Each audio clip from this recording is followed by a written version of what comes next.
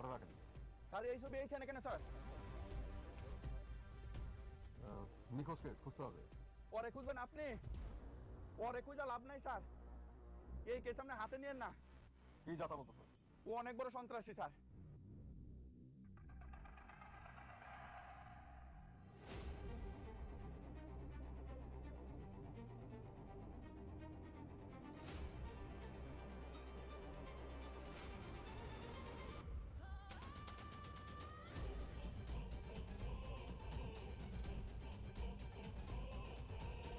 এই পাবেল, স্যার এই ছবিটা যে মেয়েটা দেখেছে তাড়াতাড়ি মেয়েটাকে রাখ দাও। স্যার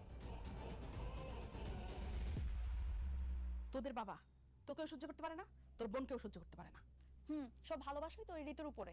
ভাগ্যিস তুই সিস্টেম করে ওই ঋতুর বিয়ে কাজের ছেলেটার সাথে দিয়েছিলি, তাহলে দেখবি তোর বাবা সব সম্পত্তি ওই ঋতুর নামেই লিখে দিত।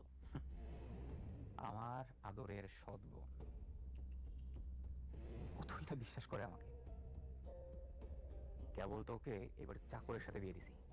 দেখোই না মা, আস্তে আস্তে ওকে এই বাড়ি ছাড়া করবো আমি।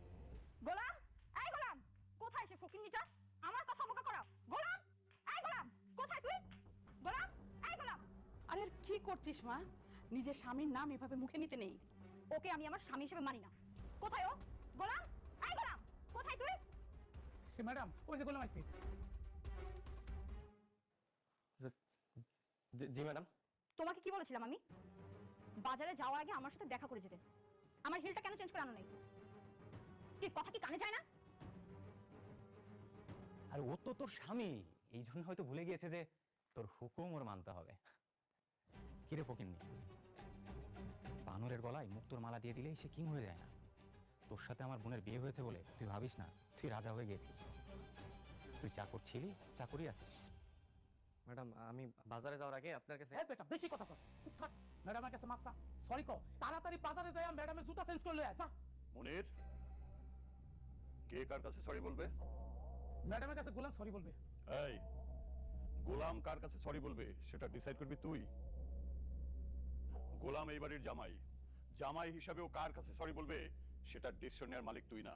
কিন্তু বাবা ও তো কাজের লোক। এই চুপ করো, গোলাম এই বাড়ির জামাই। ওকে আমি জামাই হিসেবে জীবনে পরিচয় দিব না। ওর মতো একটা কাজের ছেলে হবে আমার জামাই। সেটা ওই রাতে হুঁশ ছিল না?